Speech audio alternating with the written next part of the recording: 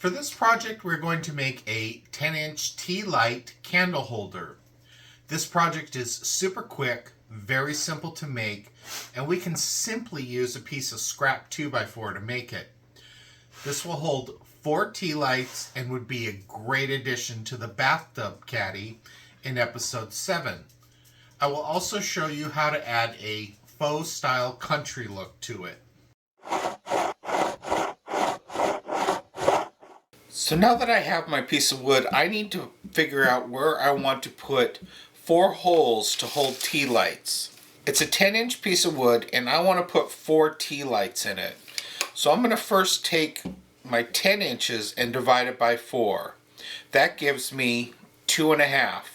So I know that every 2.5 inches is a square that I want to put a tea light in.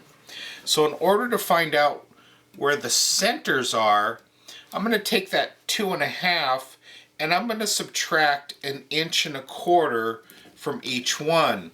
So my 2.5, I'm going to back it up to 1 1/4.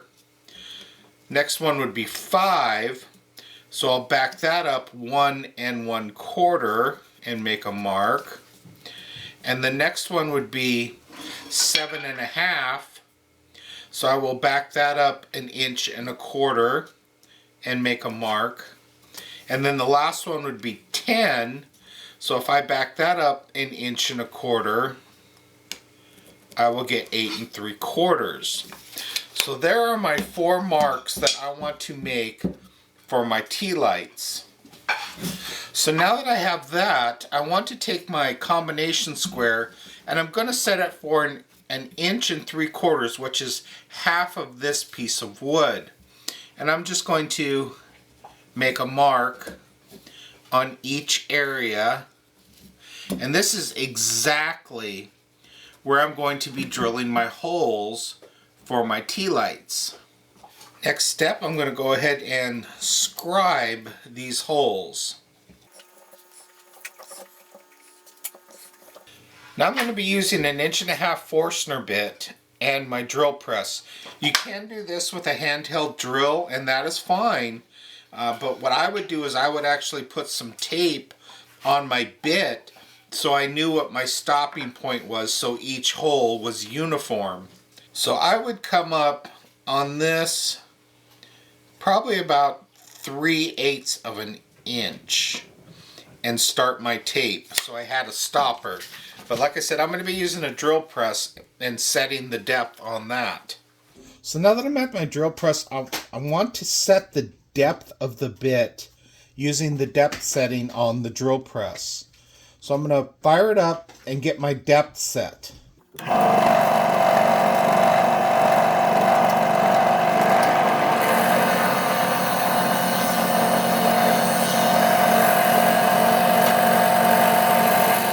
So there we go. So now I have my depth set on where I want the drill to stop drilling.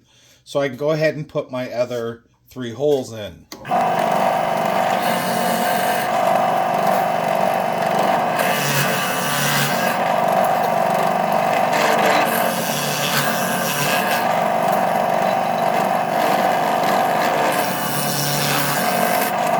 So one thing to note here is I normally do this process outside, but it is raining today. So I am just going to do it inside with a open garage door. These are the 2 products I'm going to be using. I'm going to be using this Rust-Oleum primer, which is a brown. If you don't want to use this particular kind of primer, that's fine. What you want though is you want some sort of a mocha brown underneath. And then I'm going to top it with this heirloom white. And then I'll show you how we're going to get that rustic faux look by using these 2 products. So the first thing I'm going to do is I'm going to prime it.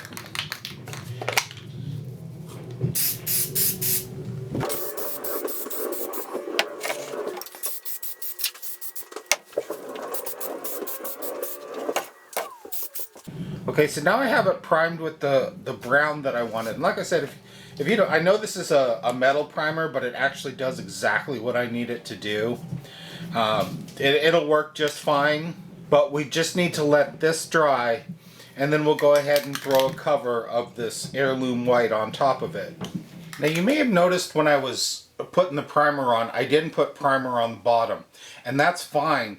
I don't really need primer on the bottom to achieve the look that I want to do, because I'm not going to be actually doing this type of look on the bottom of the project. But I do need to protect the bottom of it, so I'm going to go ahead and put a coat of this Rust-Oleum 2x, which is a paint and primer, on the bottom of the project.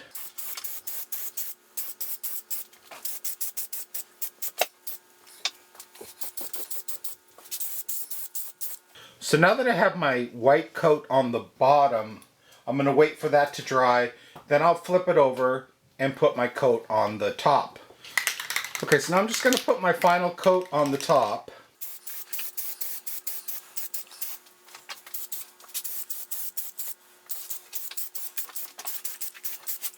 And now we'll just wait for that to dry. Before we get started, you want to make sure it's dry. You don't want anywhere that's tacky or gummy. It has to be completely dry for this next step. So what I have here is a 220 grit piece of sandpaper, and I'm just going to lightly go over it. All I'm doing is just kind of removing a little bit of the white to expose just some of the brown that's underneath, and that will give it a rustic look. When you're doing the paint, you want to go with a satin finish. You don't want to go with something glossy, because that also helps make it look aged. So we're just going to lightly go over this, and you see how that brown kind of just pops out there? And that's all we're going for, is just to expose just a little bit of that brown underneath.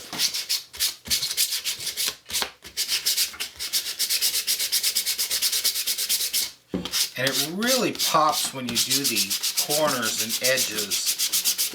It takes a little more work when you're working with like the sides and the top, but it'll get there.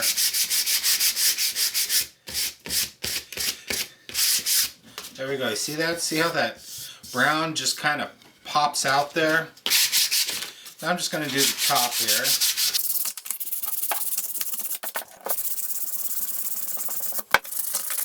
Just going to take a rag, wipe it off.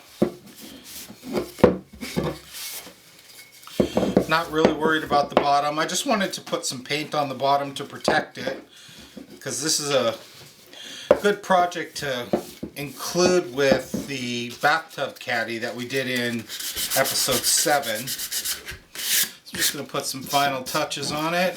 Looks pretty good. And there we go. See how we just kind of lightly remove some of the white to expose the brown underneath? That just gives it that great rustic look. Adding some tea light candles to the bathtub caddy will definitely score you some points. Feel free to ask any questions in the comments section, and I will get to them as soon as I can. If you found this video helpful, don't forget to like and subscribe. Hit the bell icon to be notified of new episodes as they become available. You can support my Star Wars collectibles obsession by making a donation to my channel. Link will be in the description. If you are just learning the woodworking hobby, check out my Woodworking for Beginners video series. Until next time, keep it safe.